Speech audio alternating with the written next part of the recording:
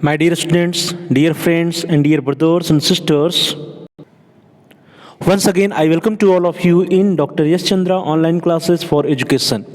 मेरे प्रिय विद्यार्थियों, प्यारे भाई और बहनों, प्यारे साथियों, प्यारे मित्रों, मैं आप सभी लोगों का एक बार फिर से doctor Yash Chandra online classes for education में बहुत बहुत स्वागत करता हूं। आप सभी लोगों का हार्दिक स्वागत है, हार्दिक अभिनंदन है।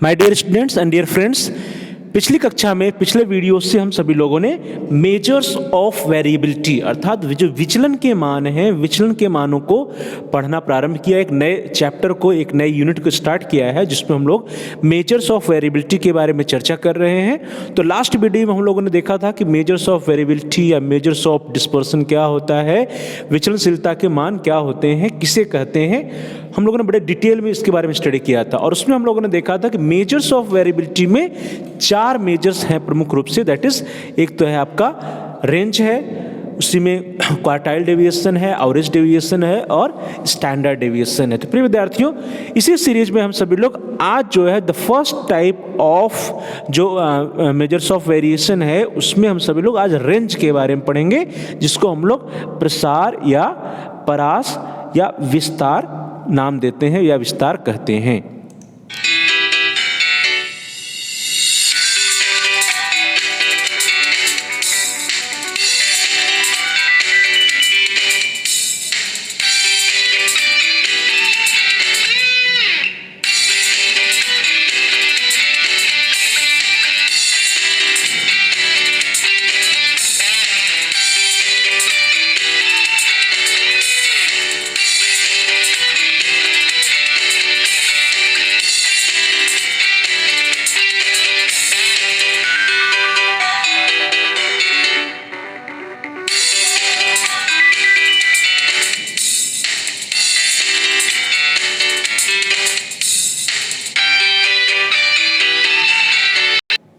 डियर स्टूडेंट्स, चलिए स्टार्ट करते हैं क्लास को।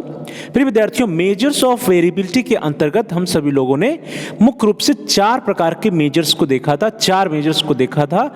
हम लोगों ने नाम लिया था, the first one is range, जिसको पहला हम लोग विस्तार या प्रसार क्षेत्र या परास कहते हैं। दूसरा था एवरेज डेविएशन, तीसरा था क्वार्टाइल डेविएशन और चौथा था स्टैंडर्ड डेविएशन।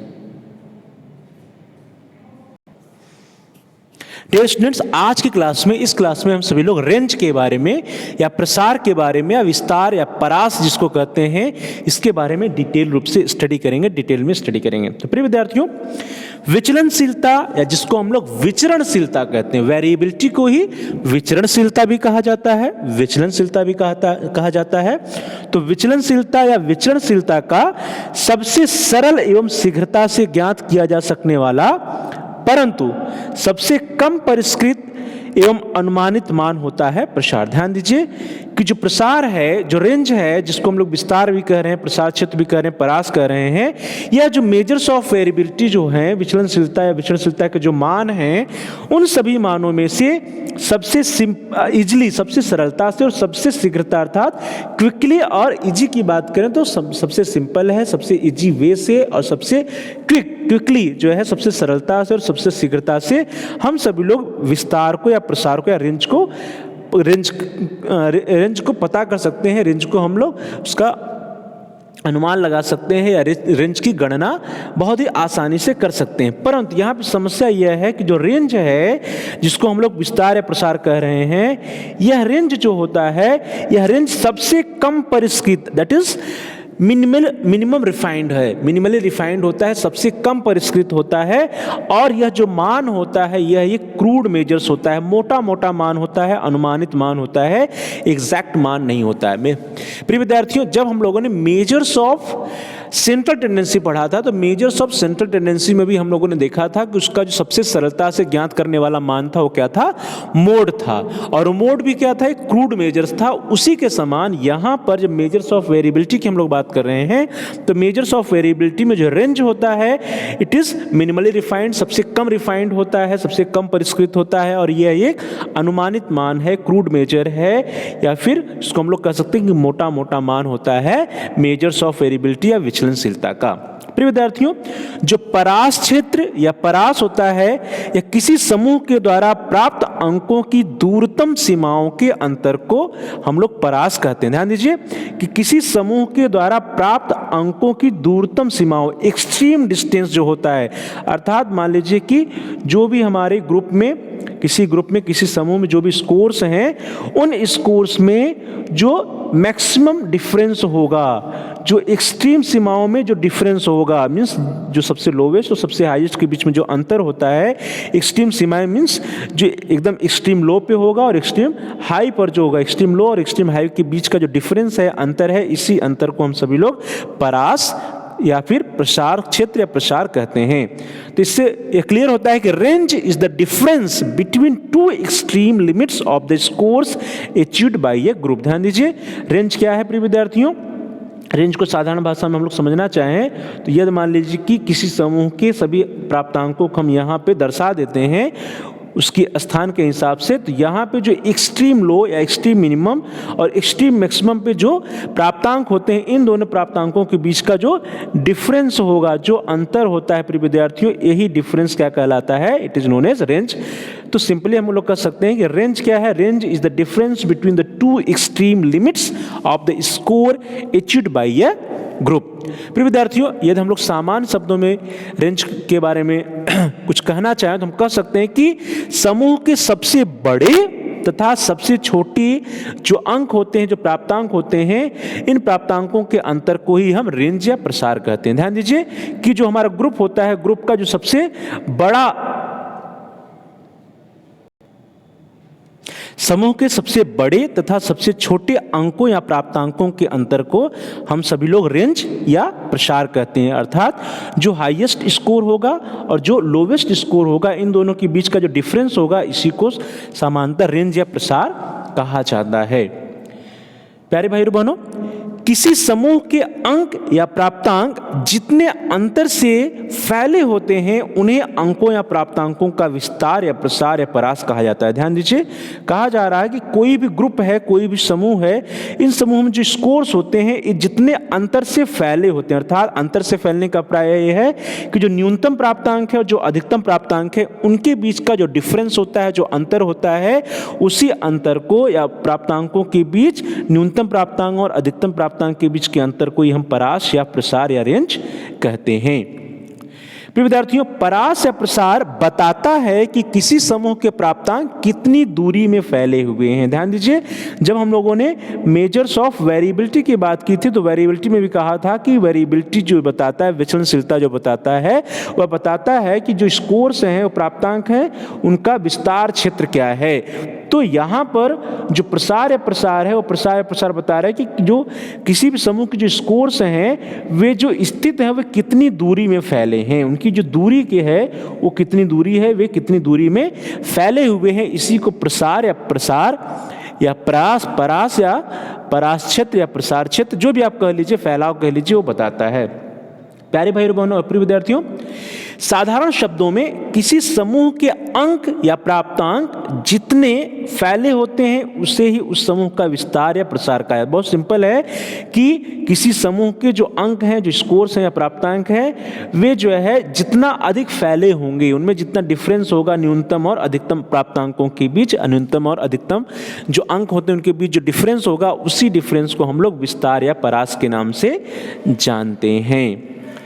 विद्यार्थियों, अब मुझे लग रहा है कि आप समझ गए होंगे कि परास या प्रसार या विस्तार किसे कहते हैं। किसे कहते हैं? जो मैक्सिमम स्कोर्स होता है, अधिकतम प्राप्तांक होता है और न्यूनतम प्राप्तांक होता है, उसके बीच की जो डिफरेंस होता है, अंतर होता है, उसी को हम लोग परास या विस्तार कहते हैं या प्रसार कहते हैं।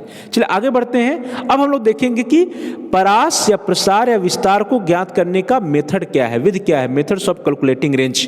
तो मेथड्स ऑफ कैलकुलेटिंग रेंज जानने के पहले हम लोग जो डिफिनीशंस पढ़े हैं रेंज की डिफिनीशन क्या है कि हाईएस्ट स्कोर और लोवेस्ट स्कोर के बीच का जो अंतर अंतर होता है प्रिय विद्यार्थियों, हाईएस्ट और लोवेस्ट स्कोर के बीच के जो अंतर होता है उसी को हम लोग प्रसार कहते हैं। तो कहने का अभिप्राय ये है कि इसी चीज को हम लोग एक फार्मूला के रूप में ये देखना चाहें, एक सूत्र के रूप में ये देखना चाहें, तो हम कहेंगे कि प्रसार या विस्तार ज्ञात करने के लिए जो सबसे बड़ा प्राप्तांक होता है, हाईएस्ट स्कोर जो होता है, अधिकतम प्राप्तांक जो होता है, इसमें से सबसे छोटे प्राप्तांक या न्यूनतम प्राप्तांक लोवेस्ट स्कोर को घटा दिया जाए और उसमें घटा करके यदि एक जोड़ देते हैं तो उसी को हम लोग क्या कहते हैं, विस्तार या प्रसार कहते हैं। ध्यान दीजिए कि सबसे बड़े प्राप्तांक और सबसे छोटे प्राप्तांक के बीच के डिफरेंस निकालते हैं, उस डिफरेंस में एक जोड़ देते हैं। प्रिय विद्यार्थी, एक जोड़ते क्यों है यह थोड़ा सा जान लेना चाहिए, स्पष्ट होना चाहिए कि highest score minus lowest score करके उसमें +1 क्यों किया जाता है। प्रिय विद्यार्थियों,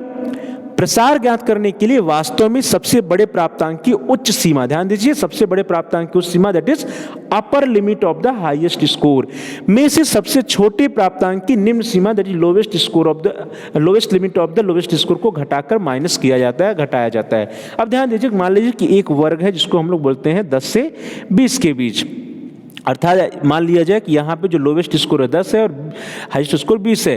तो 10 का जो कह रहे हैं कि अपर लिमिट, तो 10 का अपर लिमिट क्या होता है, हमने आपको पहले बताया था कि अपर लिमिट निकालने के लिए 10 का लोअर लिमिट निकलेगा।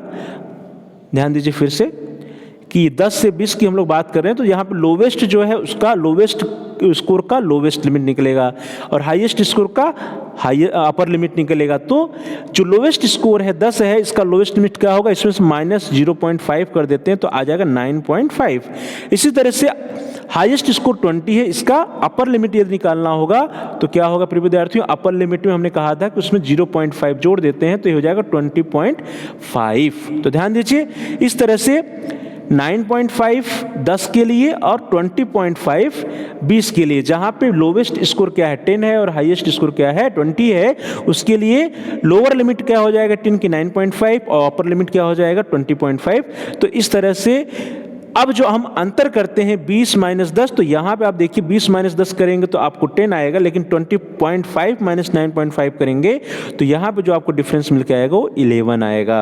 ध्यान दीजिए, 5 में से 5 माइनस करेंगे 0 और 20 में से 9 करेंगे 11। तो कहने का अभिप्राय यह है प्रिय विद्यार्थियों कि जब भी हम रेंज निकालते हैं तो रेंज निकालते समय highest score minus lowest score करते हैं और उसमें +1 जोड़ देते हैं। ध्यान दीजिए, उच्च सीमा अपर लिमिट में बढ़े 0.5 प्रसार क्षेत्र एवं निम्न सीमा या लोवेस्ट स्कोर में घटे 0.5 प्रसार क्षेत्र के अंतर को एडजस्ट करने के लिए, समायोजित करने के लिए ही हम सबसे बड़े व सबसे छोटे प्राप्तांक के अंतर में एक जोड़ते हैं। तो आपको यह स्पष्ट होना चाहिए कि आखिर हम एक जोड़ते क्यों हैं, और एक क्यों जोड़ते हैं, क्योंकि जो हाईएस्ट स्कोर होता है उसका अपर लिमिट, और अपर लिमिट में 0.5 बढ़ जाता है उसका रेंज, और जो लोवेस्ट स्कोर होता है उसका लोवेस्ट लिमिट में 0.5 जो है उसका प्रसार क्षेत्र माइनस की तरफ बढ़ जाता है या फिर लोवेस्ट की तरफ बढ़ जाता है। तो 0.5 अपर लिमिट का और 0.5 लोअर लिमिट का जब जोड़ देंगे तो 1 आ जाएगा। तो इसी 1 को हम लोग उस डिफरेंस में जोड़ते हैं। इस तरह से देखा जाए जो फॉर्मूला बनता है,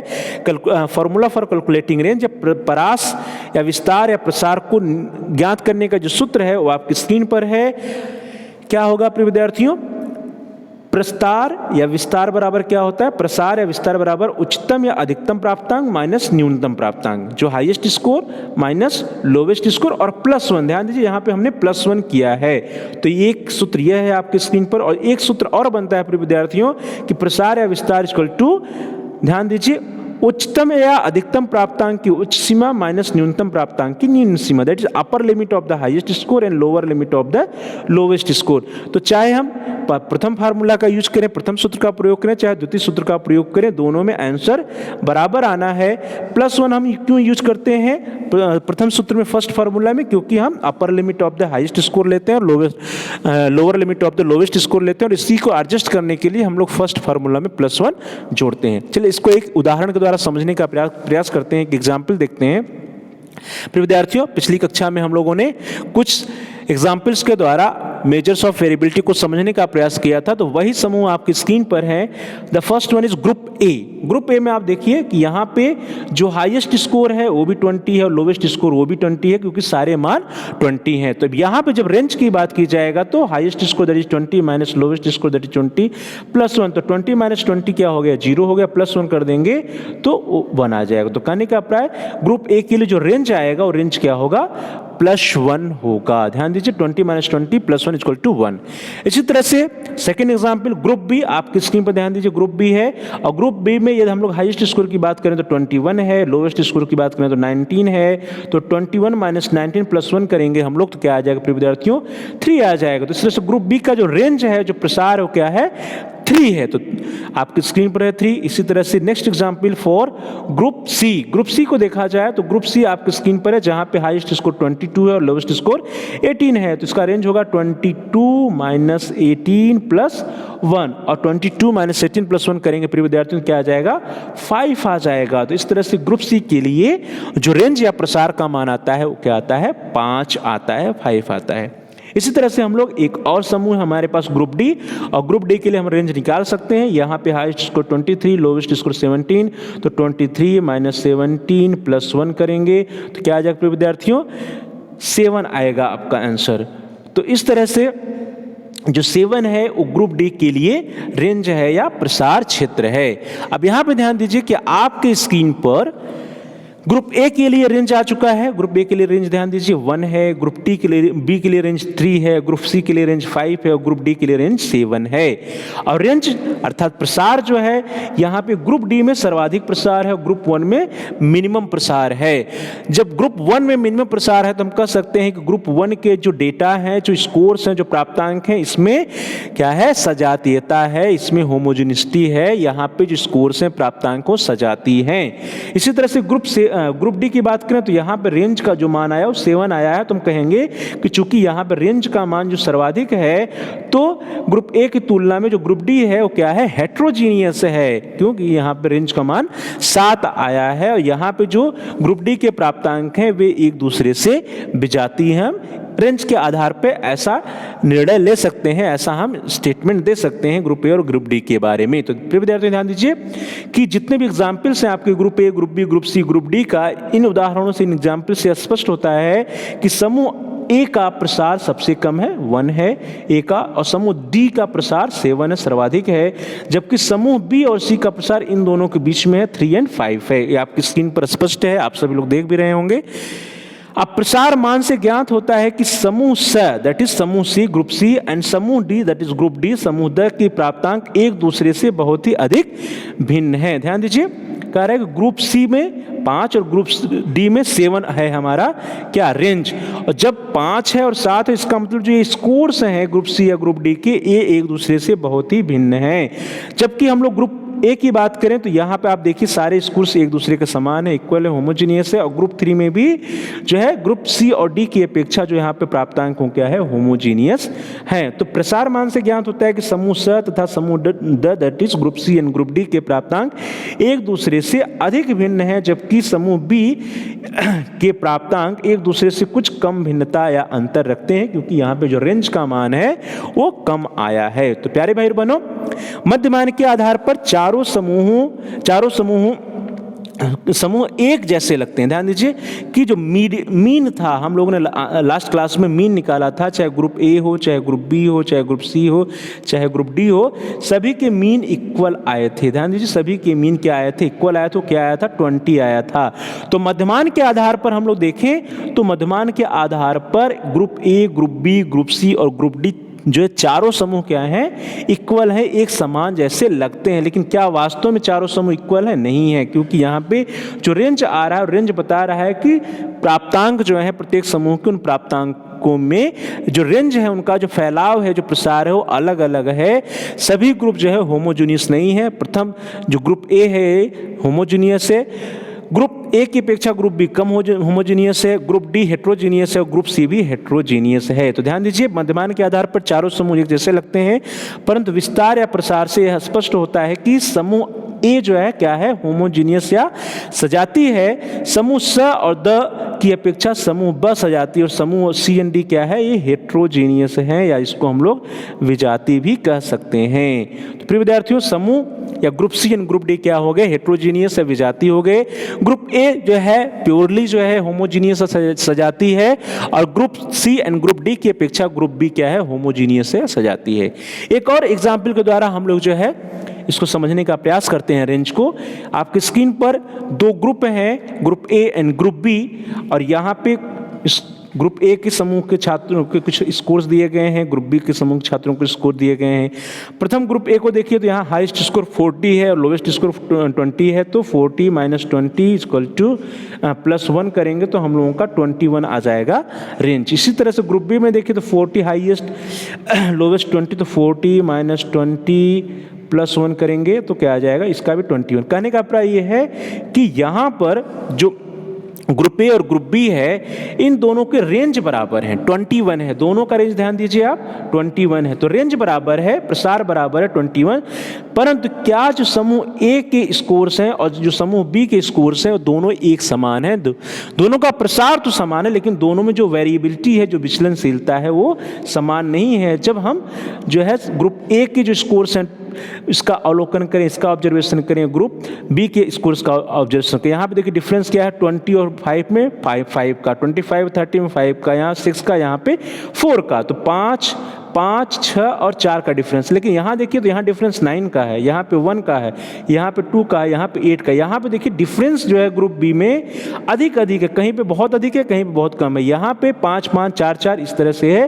तो कहने का मतलब है कि ग्रुप ए और ग्रुप बी के रेंज तो दिखते हैं कि बराबर हैं, लेकिन वास्तव में ये दोनों जो समूह हैं, जो दोनों ग्रुप हैं, वो एक समान नहीं है। तो ध्यान दीजिए प्रिय विद्यार्थियों, उपयुक्त उदाहरण में जो एग्जाम्पल ग्रुप ए और ग्रुप बी का है, उपयुक्त उदाहरण में दोनों समूह के प्रसार जो है समान है, 21 और 21, किंतु दोनों समूह जो हैं, दोनों ग्रुप्स जो हैं, इनके वेरिएशन में, इनकी विचलनशीलता में पर्याप्त अंतर है। दोनों के डेविएशन में, दोनों समूह के प्राप्तांकों के डेविएशन में पर्याप्त अंतर है, जिसको हम लोगों ने करके भी देखा कि ग्रुप बी में जो है डिफरेंस जो है प्राप्तांकों के बीच में अधिक है, जबकि ग्रुप ए में देखा जाए तो प्राप्तांकों के बीच का जो डिफरेंस हो कम है। यहाँ पे 5 का, यहाँ 5 का, यहाँ 6 का, यहाँ 4 का, यहाँ पे 9 का, यहाँ पे 1 का, यहाँ पे 2 का, यहाँ पे 8 का। तो ग्रुप बी में विचलन ज़्यादा है, ग्रुप ए में विचलन कम है। प्रिय विद्यार्थियों, इस तरह से स्पष्ट होता है कि वास्तव में प्रसार विचलनशीलता का क्या है, एक मोटा सा ही अनुमान, प्रसार अनुमान जो है बतलाता है। ये क्या है, क्रूड मेजर है, एग्जैक्ट नहीं है। विचलनशीलता के बारे में, विचलनशीलता का या डेविएशन का या वेरिएशन का एग्जैक्ट मान नहीं बताता, बल्कि ये क्या है, एक मोटा मोटा या क्रूड मेजर होता है, मोटा मोटा अनुमान बताता है विचलनशीलता के बारे में। और इसीलिए लास्ट एग्जाम्पल में जो हम लोगों ने देखा, इसी कारण से जो रेंज होता है, प्रसार होता है, इसको एक विश्वसनीय विचलन मान नहीं माना जाता है। प्रसार एक विश्वसनीय विचलन मान नहीं है, क्योंकि यह केवल सबसे अधिक और सबसे कम प्राप्तांकों पर निर्भर होता है। हम लोगों ने सेकंड एग्जांपल में देखा भी कि रेंज का मान तो इक्वल आ रहा है, लेकिन जो रेंज के जो ग्रुप्स के स्कोर्स हैं, जो प्राप्तांक हैं, उन प्राप्तांकों में विचलनशीलता है। और इसीलिए रेंज जो है, जब रेंज का मान समान है फिर भी जो है समूह में विचलनशीलता है और उसको रेंज नहीं बता पा रहा है, इसी कारण से रेंज को विश्वसनीय विचलन मान नहीं कहा जाता है। और इसका कारण क्या है, क्योंकि रेंज में सिर्फ सबसे अधिक प्राप्तांक और सबसे कम प्राप्तांक पर ध्यान दिया जाता है। प्रिय विद्यार्थियों, प्रसार एक विश्वसनीय विचलन मान नहीं है, क्योंकि यह केवल सबसे अधिक और सबसे कम प्राप्तांकों पर निर्भर है, और प्राप्तांकों की संख्या यन कम होने अथवा प्राप्तांकों की में अधिक अंतर गैप होने अथवा वितरण में 0 या 0 की आवृत्ति अधिक होने पर रेंज अर्थहीन हो जाता है। ध्यान दीजिए, कहा जा रहा है कि जब किसी ग्रुप में जो ग्रुप या ग्रुप का साइज है या प्राप्तांकों की जो संख्या है वो यन जो है वो बहुत कम है, या प्राप्तांकों के बीच में जो डिफरेंसेस जो गैप है वो बहुत अधिक है, या जो फ्रीक्वेंसी या स्कोर्स है उसमें कई जीरो हैं, जो जीरो है उसकी आवृत्ति बहुत अधिक है, तो ऐसे कंडीशंस में जो रेंज होता है वो मीनिंगलेस हो जाता है, अर्थहीन हो जाता है। तो प्यारे भाई बहनों और प्रिय विद्यार्थियों, इस तरह से जो भी लोग भी हम लोगों ने उपयुक्त विवेचन किया, उपयुक्त विवेचन से स्पष्ट हो रहा है कि प्रसार क्या है, रेंज क्या है, प्राप्तांकों या अंकों के विचलन को ज्ञात करने का सबसे सरल तरीका है। लेकिन सरल तरीका होने के बाद भी यह क्या है, एक क्रूड मेथड है, एक अपरिष्कृत विधि है, क्योंकि यह जो है विचलनशीलता का एक मोटा मोटा अनुमान ही हमको बताता है। और इसीलिए परास या रेंज को विचलन ज्ञात करने की एक रिलायबल मेथड या विश्वसनीय विधि के रूप में स्वीकार नहीं किया जाता है। अर्थात जब हम लोग डेविएशन या विचलनशीलता को ज्ञात करना होता है तो उसमें जो है हम लोग परास को बहुत अधिक रिलायबल या विश्वसनीय विधि के रूप में स्वीकार नहीं करते हैं।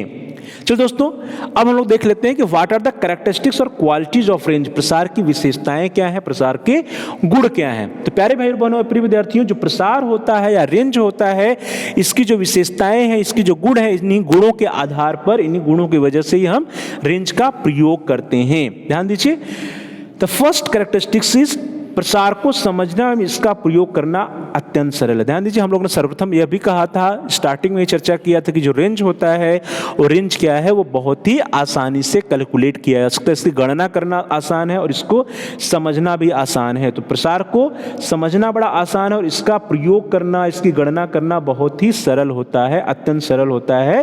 प्रसार की गणना करना, प्रसार का प्रयोग करना, यह बहुत ही सिंपल होता है। द नेक्स्ट कैरेक्टरिस्टिक्स इज परास को सुगमता से और कम समय में ही ज्ञात किया जा सकता है। ध्यान दीजिए, हमने पहले भी चर्चा किया कि जो हमारा रेंज है, परास है, इसको बड़े आसान तरीके से, बड़े इजी वे से और बहुत बड़े ही सिंपल तरीके से ज्ञात किया जा सकता है, इसको कैलकुलेट किया जा सकता है।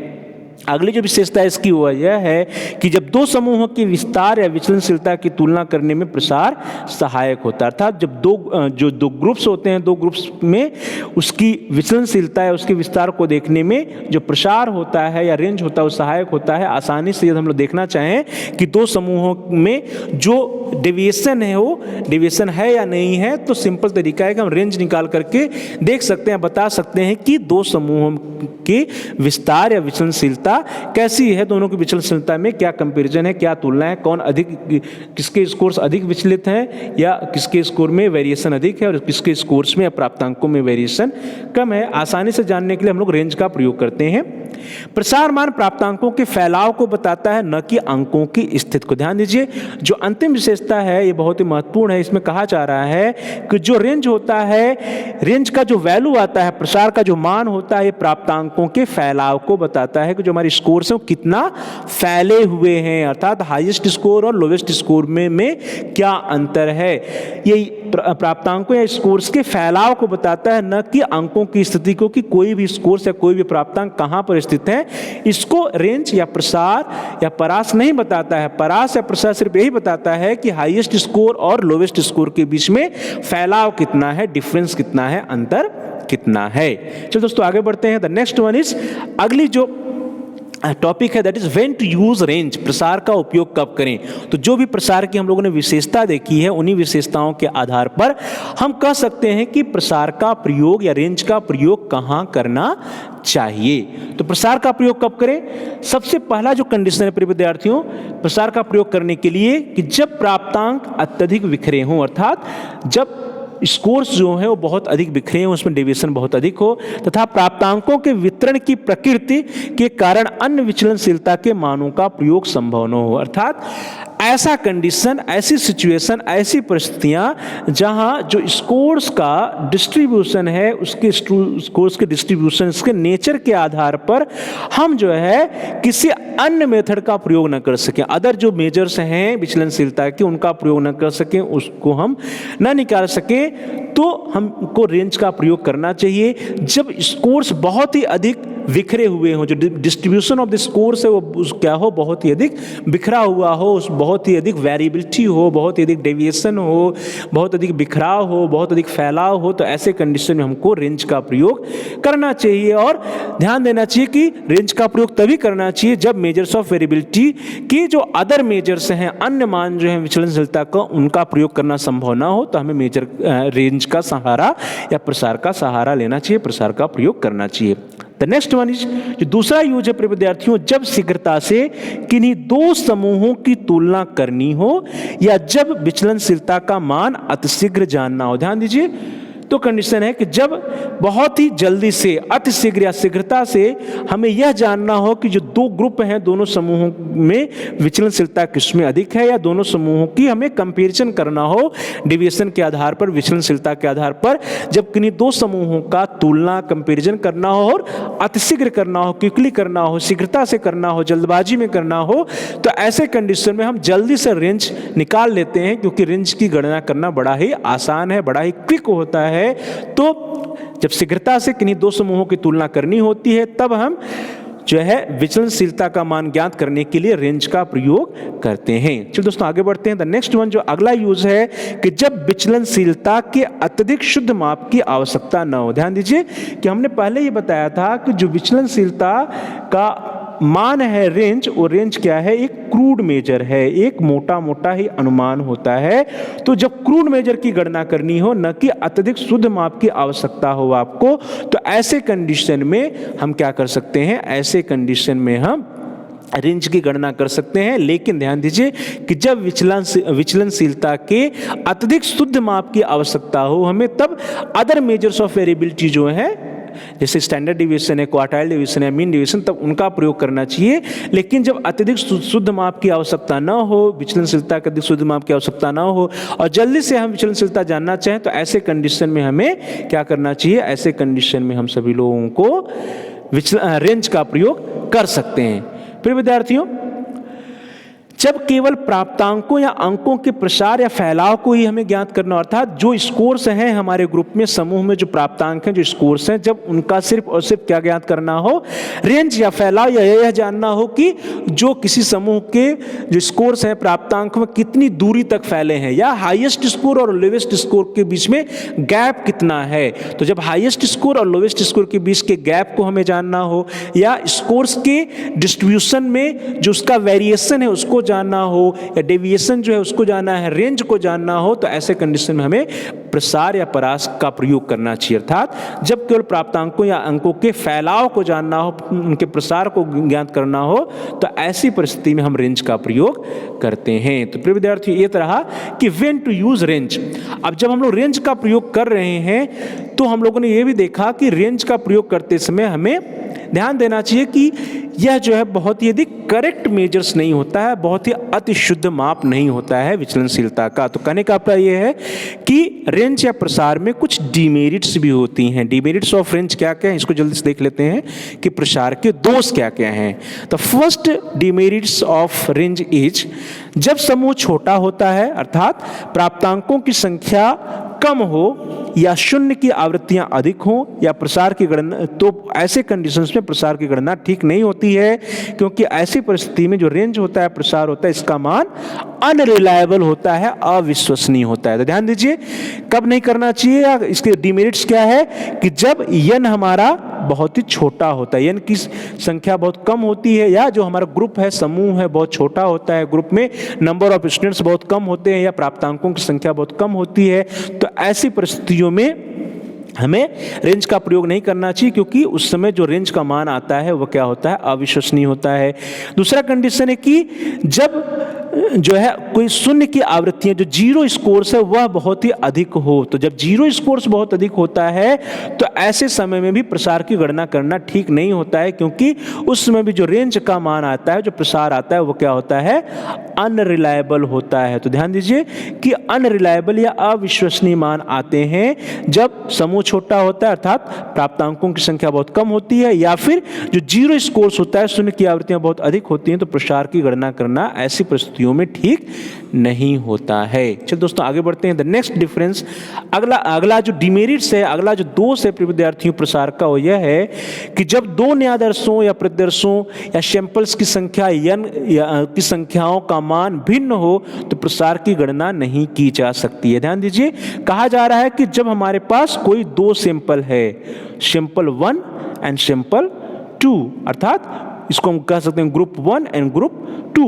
दो सैंपल है या दो ग्रुप है, और प्रत्येक ग्रुप में या प्रत्येक सैंपल में जो संख्या n है वो n क्या है, वे दोनों भिन्न है। अर्थात किसी में सैंपल 100 का है तो किसी में सैंपल मात्र 10 का है, या किसी में 500 का जो है सैंपल है और किसी में मात्र 100 का सैंपल है। तो जब एक समूह में 500 स्कोर्स हैं या 500 प्राप्तांक हैं या 500 छात्र हैं, दूसरे समूह में मात्र 100 छात्र हैं या 100 स्कोर हैं, तो ऐसे कंडीशन में हमको जो है रेंज की गणना नहीं करनी चाहिए। तो जब दो नए आदर्शों या प्रतिदर्शों की संख्या n का मान भिन्न हो, अर्थात जो समूह में छात्रों की संख्या डिफरेंट हो या फिर स्कोर्स की संख्या, प्राप्तांकों की संख्या में अंतर हो, डिफरेंस हो, तो ऐसे समय में हमें प्रसार की गणना नहीं करनी चाहिए, या ऐसे समय में प्रसार की गणना हम नहीं कर सकते हैं। जब दो नए आदर्शों या सैंपल्स की संख्याओं का मान भिन्न होता है तो हम रेंज की गणना नहीं कर सकते हैं। नेक्स्ट है कि जो थर्ड पॉइंट हो क्या है कि केवल प्रसार के आधार पर दो समूहों में तुलना करना उचित नहीं होता है। हम लोगों ने ऊपर कुछ उदाहरण भी देखे जहां पे देखा कि रेंज या प्रसार का मान तो समान आ रहा था, फिर भी वहां पे विचलनशीलता थी। तो कहने का अभिप्राय यह है कि केवल और केवल रेंज या प्रसार के आधार पर यदि हम किसी दो समूहों का कंपैरिजन कर रहे हैं, तुलना कर रहे हैं, तो यह उचित नहीं होगा, क्योंकि रेंज क्या है, एक क्रूड मेजर्स होता है, अनुमानित मान होता है। यह जो है विचलनशीलता का बहुत ही अधिक विश्वसनीय मान नहीं होता है। चलो दोस्तों आगे बढ़ते हैं। नेक्स्ट वन जो चौथा है डिफरेंस, चौथी डिमेरिट्स है, और यह है कि जब संख्या या n अधिक हो तथा आवृत्ति में खाली जगह हो तो ऐसी परिस्थिति में प्रसार या विचलनशीलता का विश्वसनीय माप नहीं हो सकता। ध्यान दीजिए, इसके पहले हम लोगों ने देखा कि जो स्कोर्स हैं उन स्कोर्स में यदि 0 की आवृत्ति बहुत अधिक हो तब हमें जो है विचलनशीलता के लिए रेंज की गणना नहीं करनी चाहिए। और दूसरी कंडीशन यहाँ पर कही जा रही है कि ऐसी कंडीशंस जहां पे आवृत्ति जो है खाली हो, ब्लैंक हो, कुछ प्राप्तांक के मान हमें न ज्ञात हो, कुछ स्कोर्स के मान हमें न ज्ञात हो, तो ऐसे कंडीशन में भी हम रेंज की गणना नहीं करनी चाहिए, या रेंज की गणना हम करते हैं तो वह विश्वसनीय नहीं होता है। तो जब संख्या n अधिक हो तथा आवृत्ति में खाली जगह हो तो ऐसी परिस्थिति में प्रसार विचलनशीलता का विश्वसनीय माप नहीं हो सकता है।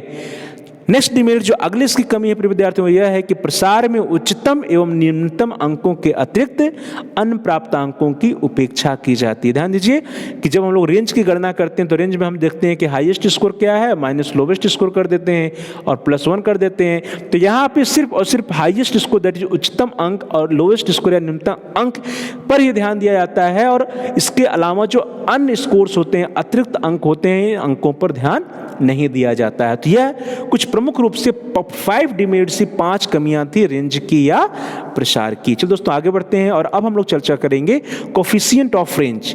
कोफिशिएंट ऑफ रेंज क्या होता है और इसकी गणना हम लोग कैसे कर सकते हैं, इसके बारे में हम सभी लोग चर्चा करेंगे कि प्रसार गुणांक क्या होता है और प्रसार गुणांक की गणना कैसे की जा सकती है। तो प्यारे भाई बहनों और प्रिय विद्यार्थियों, आप सभी लोग जानते हैं कि जब भी हम किसी चीज का मापन करते हैं तो मापन करने में उसमें कोई न कोई यूनिट होता है, कोई न कोई इकाई होता है। और जब कोई न कोई यूनिट होता है, कोई न कोई इकाई होता है, तो जब वहां पे हम रेंज की गणना करेंगे, प्रसार की गणना करेंगे, तो प्रसार की गणना करते समय भी वहां पे जो प्रसार का मान आएगा उसका भी क्या होगा, वही इकाई या वही यूनिट होता है। तो प्रसार क्या है, सदैव आंकड़े विशेष की इकाई में होता है। अर्थात अगर मान लीजिए कि जो हमारा डेटा है, जो हमारे स्कोर्स हैं, यदि मान लीजिए कि वह क्या है, मीटर में है, किलोमीटर में है, लीटर में है, या फिर छात्रों के स्कोर्स हैं, प्राप्तांक हैं, या फिर बुद्धि लब्धि है या एटीट्यूड, इसको कुछ भी हो सकता है। तो जो उसकी यूनिट है, जो उसकी इकाई है, मीटर, किलोमीटर, ग्राम, किलोग्राम, लीटर, किलोलीटर, इस तरह से हम लोग समझ सकते हैं। तो जो उसकी यूनिट होती, इकाई होती है, उसी इकाई में उसका जो रेंज का मान होगा, प्रसार का मान होगा, वो प्रसार भी उसी यूनिट या उसी इकाई में होता है। तो प्रसार सदैव आंकड़े विशेष की इकाई में होते हैं। बट प्रॉब्लम कहां आती है कि हम सभी जानते हैं कि जो डिफरेंट यूनिट्स वाले जो मान होते हैं, डिफरेंट यूनिट्स वाले मानों की तुलना नहीं की जा सकती है। अर्थात जब अलग अलग इकाई वाले या अलग अलग यूनिट वाले प्रसार होंगे तो इन प्रसारों की भी तुलना हम नहीं कर सकते हैं। तो परंतु हम सभी लोग जानते हैं कि भिन्न इकाई, डिफरेंट यूनिट्स या भिन्न इकाई वाले प्रसारों की तुलना नहीं की जा सकती है। अर्थात आप जो है, जिससे हम कहें कुत्ती की तुलना आप जो है घोड़े से नहीं कर सकते हैं। तो इसी तरह से किलोमीटर की तुलना आप लीटर से नहीं कर सकते हैं, मीटर की तुलना आप ग्राम से नहीं कर सकते हैं। तो उसी तरह से प्रिय विद्यार्थियों यहाँ पे कहा जा रहा है कि जो हमारा प्रसार होगा, प्रसार के यूनिट्स या इकाई अलग अलग होंगे, तो उन प्रसार का कंपैरिजन या तुलना नहीं कर सकते हैं, उन समूहों की तुलना आप नहीं कर सकते हैं। तो प्यारे भाई और बहनों, सांख्यिकी में भिन्न इकाई वाले प्रसारों की तुलना करने के लिए सर्वप्रथम इन्हें क्या करते हैं, इन्हों को यूनिटलेस बनाते हैं। ध्यान दीजिए, इनको क्या करेंगे, यूनिटलेस बनाएंगे, इकाई रहित बनाने का कार्य हम करते हैं। और जब हम प्रसार को यूनिटलेस बनाते हैं, इकाई रहित बनाते हैं, तो इकाई रहित बनाने या यूनिटलेस बनाने की प्रक्रिया जो होती है, उसके उपरांत जो मान आता है, उसी मान को हम लोग क्या कहते हैं, कोफिशिएंट ऑफ रेंज कहते हैं। ध्यान दीजिए कि इकाई रहित या विस्तार को ही विस्तार गुणांक या कोफिशिएंट ऑफ रेंज कहा जाता है। अर्थात ऐसा कोफिशिएंट, ऐसा रेंज जहां पे क्या हो, जिसकी इकाई ना हो। तो इकाई रहित या यूनिटलेस विस्तार को ही हम क्या कहेंगे, कोफिशिएंट ऑफ रेंज या विस्तार गुणांक नाम देते हैं। तो विस्तार गुणांक क्या है, विस्तार गुणांक कुछ नहीं बल्कि एक प्रकार का विस्तार ही होता है, एक प्रकार का रेंज ही होता है, एक प्रकार का परास ही होता है, लेकिन यहां पर उसकी कोई यूनिट या इकाई नहीं होती है। फिर विद्यार्थी, इस तरह से जो फॉर्मूला है, formula of calculating coefficient of range, वो आपकी स्क्रीन पर है। प्रसार गुणांक ज्ञात करने का जो सूत्र है वो आपकी स्क्रीन पर है। वो फॉर्मूला है, विस्तार गुणांक या coefficient of range is equal to अधिकतम प्राप्तांक माइनस न्यूनतम प्राप्तांक डिवाइडेड बाय अधिकतम प्राप्तांक प्लस न्यूनतम प्राप्तांक, that is highest score minus lowest score divided by highest score plus lowest score. अर्थात अधिकतम प्राप्तांक माइनस न्यूनतम प्राप्तांक डिवाइडेड बाय अधिकतम प्राप्तांक प्लस न्यूनतम प्राप्तांक। ये सीधा सा फार्मूला, सिंपल सा एक फार्मूला है, जिसकी सहायता से हम लोग विस्तार गुणांक की गणना कर सकते हैं। इसको हम सब लोग एक उदाहरण के द्वारा समझने का प्रयास करते हैं। वो उदाहरण आपकी स्क्रीन पर है। द क्वेश्चन नंबर 1, निम्नांकित प्राप्तांकों का विस्तार गुणांक ज्ञात कीजिए। बहुत ही सरल प्रॉब्लम, विद्यार्थियों जल्दी से आप आसानी से समझ जाएंगे कि वास्तव में विस्तार गुणांक होता क्या है। ध्यान दीजिए, कुछ स्कोर्स आपकी स्क्रीन पर दिया गया है, जिसमें क्या है 14, 17, 18, 16, 15, 18 और 19 है। इसका हमें क्या करना है, इसका हमें विस्तार गुणांक निकालना है। तो सबसे पहले हम क्या करेंगे विद्यार्थियों, विस्तार गुणांक निकालने के पूर्व इसका हम पहले एक बार रेंज देख लेते हैं कि रेंज क्या है। और रेंज के लिए हमने बताया था कि रेंज इक्वल टू क्या होता है, highest score minus lowest score plus 1, या फिर हाईएस्ट स्कोर का जो अपर लिमिट है, लोवेस्ट स्कोर का जो लोअर लिमिट है, उसको हम लोग डिफरेंस कर देते हैं तो आ जाता है। तो यहाँ पे सबसे पहले हम देखेंगे कि यहाँ पे हाईएस्ट स्कोर क्या है। हाईएस्ट स्कोर क्या है विद्यार्थियों, 19 है, और लोवेस्ट स्कोर क्या है, लोवेस्ट स्कोर है 14। तो अगर फार्मूला का यूज करें तो 19 माइनस 14 प्लस 1, तो क्या हो जाएगा प्रिय विद्यार्थियों, 6 आ जाएगा। या फिर 19 का जो अपर लिमिट हो 19.5 हो जाएगा, 14 का जो लोअर लिमिट हो 13.5 हो जाएगा। डिफरेंस निकाल देंगे तो वह भी 6 ही आएगा। तो इस तरह से क्या हुआ, जो हमारा रेंज आ रहा है, रेंज कितना आ रहा है, रेंज आ रहा है प्रिय विद्यार्थियों 6। तो हमारा रेंज या प्रसार आ गया 6। हमको निकालना क्या है, विस्तार गुणांक निकालना है। विस्तार गुणांक का फार्मूला आपकी स्क्रीन पर है, अधिकतम प्राप्तांक माइनस न्यूनतम प्राप्तांक डिवाइडेड बाय अधिकतम प्राप्तांक प्लस न्यूनतम प्राप्तांक। तो अधिकतम प्राप्तांक कितना है, 19 है, माइनस न्यूनतम प्राप्तांक कितना है, 14 है, डिवाइडेड बाय अधिकतम प्राप्तांक 19 है और प्लस 14 है। इसको जल्दी से सॉल्व कर सकते हैं आप सभी लोग। सॉल्व करेंगे तो क्या आएगा, ध्यान दीजिए, 19 माइनस 14 डिवाइडेड बाई 19 प्लस 14। तो विस्तार गुणांक का मान क्या आ जाएगा, जल्दी से आप कैलकुलेट कर लीजिए। वेरी गुड, शाबाश। क्या होगा, विस्तार गुणांक इक्वल टू 5 डिवाइडेड बाई 33, और इसका जो मान आएगा प्रिय विद्यार्थियों दैट इज 0.15। अर्थात यहाँ पे ध्यान दीजिए, रेंज का मान क्या है 6 है, और रेंज कोफिशिएंट का मान क्या है 0.15 है। ये हमारा प्रथम एग्जाम्पल हुआ, फर्स्ट एग्जाम्पल है, क्वेश्चन नंबर 1 था। रेंज क्या है 6 है और रेंज कोफिशिएंट क्या है 0.15 है। एक और एग्जाम्पल हम लोग देखते हैं, द क्वेश्चन नंबर 2 आपकी स्क्रीन पर है, प्रश्न संख्या 2, निम्नांकित प्राप्तांकों का विस्तार गुणांक ज्ञात कीजिए। यहाँ पे जो स्कोर्स हम आपकी स्क्रीन पर हैं, अब जल्दी से इसका हम रेंज निकालने का प्रयास करते हैं। तो यहाँ पे हाईएस्ट स्कोर क्या है 18 है, लोवेस्ट स्कोर क्या है 14 है। प्रिय विद्यार्थी, यहाँ पे जो आपका होगा वो 13 होगा। ध्यान दीजिए, यहाँ पे थोड़ी सी प्रॉब्लम है। ये क्या है 13 है। तो जब हाईएस्ट स्कोर क्या है 18 है, लोवेस्ट स्कोर क्या है 13 है, तो रेंज का मान क्या हो जाएगा, range is equal to highest score that is 18 minus lowest score that is 13 और प्लस 1, तो क्या होगा 18 माइनस 13 5 प्लस 1 दैट इज 6 आ गया।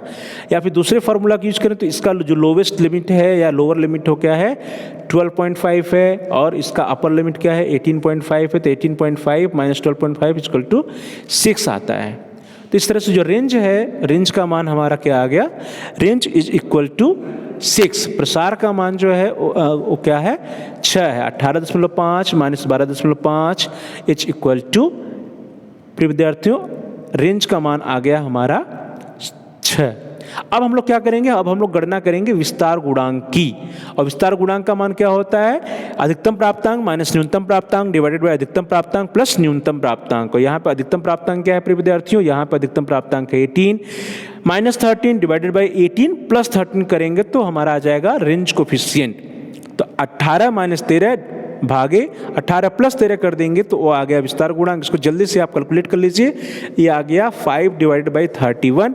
इसको डिवाइड करेंगे हम लोग तो इसका मान आ जाएगा 0.16। तो कहने का प्राय ये है कि जो सेकेंड एग्जाम्पल है, इस सेकेंड एग्जाम्पल में जो रेंज है वो कितना है 6 है और जो रेंज कोफिशिएंट वो कितना है 0.16 है। प्रिय विद्यार्थियों ध्यान दीजिए कि हम लोगों ने दो एग्जाम्पल्स देखे, दो उदाहरण देखे और जो क्वेश्चन नंबर 1 था और क्वेश्चन नंबर 2 था। दोनों उदाहरणों में हम लोगों ने ये देखा कि जो रेंज का मान है वो क्या है इक्वल है। ऊपर दोनों उदाहरणों का अवलोकन से स्पष्ट होता है कि रेंज का मान जो है तो फर्स्ट में क्या था 19.5 माइनस 13.5 दैट इज 6।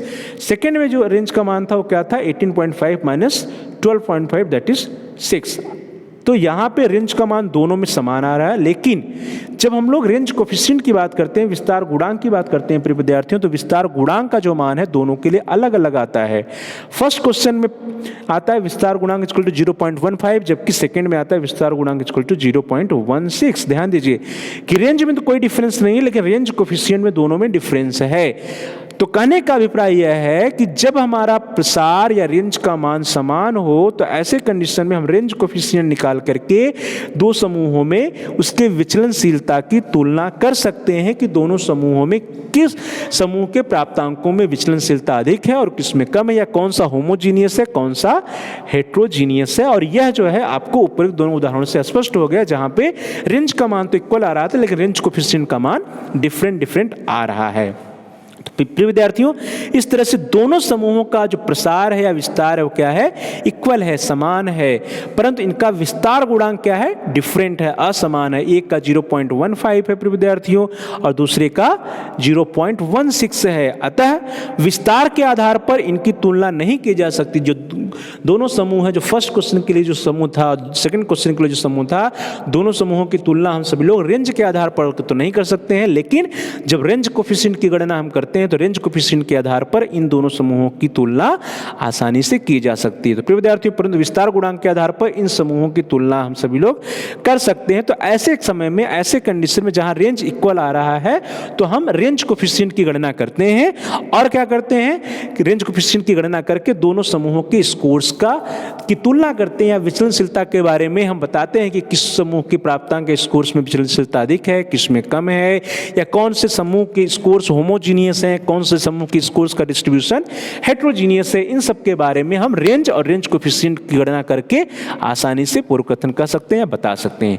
प्यारे भाई बहनों, प्रिय विद्यार्थियों, इस तरह से हम सभी लोगों ने आज की क्लास में देखा कि सबसे पहले रेंज क्या होता है, उसका मीनिंग क्या है, डिफिनीशंस क्या है। फिर हम लोगों ने देखा कि रेंज या प्रसार या विस्तार को कैसे ज्ञात किया जा सकता है। उसके उपरांत हम लोगों ने प्रसार की क्या क्या कैरेक्टरिस्टिक्स होती हैं, क्वालिटीज ऑफ रेंज क्या है, प्रसार की विशेषताएं या गुण क्या है, इसके बारे में हम लोगों ने चर्चा किया। और उसके उपरांत व्हेन टू यूज रेंज, प्रसार का उपयोग कब करें, इसको देखा। और हम लोगों ने उसके उपरांत डिमेरिट्स ऑफ रेंज या प्रसार की क्या क्या कमियां हैं, प्रसार के क्या क्या दोष हैं, इसको इस बारे में चर्चा किया। और अंतिम में हम सभी लोगों ने देखा कि what is coefficient of range, प्रसार गुणांक किसे कहते हैं, और how we can calculate the coefficient of range, हम लोग प्रसार गुणांक की गणना कैसे कर सकते हैं। तो आज की क्लास में हम लोगों ने इतना सब कुछ सीखा और अब आपके लिए होमवर्क है, आपके लिए गृह कार्य है प्रिय विद्यार्थियों। और गृह का कार्य या होमवर्क आपकी स्क्रीन पर, इसको आप करिए और इसके जो भी आंसर हैं आप कमेंट्स के द्वारा हम तक पहुंचा सकते हैं। क्वेश्चन है कि दिए गए समूहों के प्राप्तांकों के वितरण का प्रसार या रेंज एवं विस्तार गुणांक रेंज कोएफिशिएंट के आधार पर तुलना कीजिए। ध्यान दीजिए, दिए गए समूहों के स्कोर्स या प्राप्तांकों के वितरण, डिस्ट्रीब्यूशन ऑफ द स्कोर जो है उसका रेंज और रेंज कोएफिशिएंट को कैलकुलेट करिए और उसके आधार पर इन समूहों की तुलना करिए, इन समूहों को कंपेयर करिए। और जो समूह है वो आपकी स्क्रीन पर यहाँ पे 4 समूह हैं, 4 ग्रुप्स हैं, group A, group B, group C और ग्रुप डी। और उसके लिए जो डेटा है, जो स्कोर्स हैं प्रिय विद्यार्थियों, वो भी आपकी स्क्रीन पर है। समूह के छात्रों के प्राप्तांक ग्रुप ए के हैं 15, 20, 25, 10, 30 और 0। ग्रुप बी के हैं 11, 20, 18, 40, 35, 21। ग्रुप सी के हैं 18, 19, 20, 23, 21, 22 और ग्रुप डी के हैं 15, 11, 19, 40, 22 और 23। तो प्रिय विद्यार्थियों, इन सभी समूह, ये जो चारों समूह हैं, इन चारों समूहों के लिए आपको सर्वप्रथम फर्स्ट ऑफ ऑल रेंज की गणना करना है। You have to calculate range and range coefficient. आप प्रसार की गणना कीजिए और प्रसार गुणांक की गणना कीजिए और इन दोनों के आधार पर जो प्रसार और प्रसार गुणांक के मान आते हैं, इन दोनों स्कोर्स के आधार पर है, इन प्रसार और प्रसार गुणांक के स्कोर्स के आधार पर आप जो है चारों समूह के प्राप्तांकों के बारे में आप बताइए कि कौन से समूहों में के प्राप्तांकों में विचलन अधिक है, किसमें कम है, या किस समूह के जो प्राप्तांक हैं, स्कोर्स हैं, ये होमोजीनियस हैं और किस समूह के प्राप्तांक या स्कोर्स जो है हेट्रोजीनियस है। इसकी आप गणना आसानी से कर सकते हैं when you calculate the range and range coefficient. तो प्यारे भाई बहनों, प्रिय विद्यार्थियों, प्रिय साथियों, इस तरह से आप सभी लोगों का बहुत बहुत धन्यवाद। Thanks for watching, thanks to all of you. Please like, share and comment on the video. आप सभी प्यारे भाई और बहनों में से प्रिय विद्यार्थियों, प्रिय साथियों से रिक्वेस्ट है कि आप इस वीडियो को लाइक करिए और इस वीडियो को अधिक से अधिक अपने दोस्तों में, फ्रेंड सर्किल में, मित्रों के साथ, सहपाठियों के साथ शेयर करिए, जिससे कि वे भी इस वीडियो का लाभ उठा सके और उनका भी अध्ययन कार्य सुचारू रूप से आगे बढ़ सके। और साथ ही साथ आप इस वीडियो पे कमेंट्स भी कर सकते हैं। कमेंट्स के द्वारा यदि आपका कोई महत्वपूर्ण सुझाव है या कोई प्रश्न है या कोई समस्या है तो उसको आप हम तक पहुंचा सकते हैं। हम आपके प्रश्नों का उत्तर देने का प्रयास करेंगे, आपकी समस्याओं का समाधान करने का प्रयास करेंगे और साथ ही साथ जो भी आपके वैल्यूएबल सजेशंस आएंगे उन सुझावों पर अनुपालन भी हम करने का प्रयास करेंगे। तो please like, share and comment on the video, also subscribe the channel. आप सभी प्यारे भाई और बहनों में से, प्रिय विद्यार्थियों, प्रिय साथियों में से जिन लोगों ने चैनल को सब्सक्राइब नहीं किया है, कृपया आप चैनल को सब्सक्राइब कर लीजिए, जिससे कि आप अपने कोर्स से रिलेटेड सभी एजुकेशनल वीडियोज को प्लेलिस्ट में जाकर के आसानी से सर्च करके देख पाएं। इसके लिए जरूरी है कि आप चैनल को सब्सक्राइब कीजिए और जहां सब्सक्राइब लिखा उसके बगल में एक बेल का आइकन है, उस घंटी के आकार को आप दबाइए, प्रेस करिए। उसको प्रेस करने पर कुछ विकल्प आएंगे, उन विकल्पों में से आप ऑल के ऑप्शन को सिलेक्ट कर लीजिए। इससे यह होगा कि आपके कोर्स से रिलेटेड जितने भी नए एजुकेशनल वीडियोज आएंगी उसकी नोटिफिकेशन, उसकी सूचना आपको समय से मिल जाएगी और आपका कोई भी वीडियो मिस नहीं होगा। तो प्यारे भाई और बहनों, प्रिय विद्यार्थियों, प्रिय साथियों, thanks for watching, thanks to all of you. Please like, share and comment on the video, also subscribe the channel and press the bell icon all. आप सभी लोगों का बहुत बहुत धन्यवाद। अगले वीडियोस में हम सभी लोग मेजर्स ऑफ वेरिएबिलिटी के अगला जो मेजर्स है उसको लेकर के हमारी आपकी मुलाकात जल्द ही होगी। तब तक के लिए बहुत बहुत धन्यवाद। नमस्कार।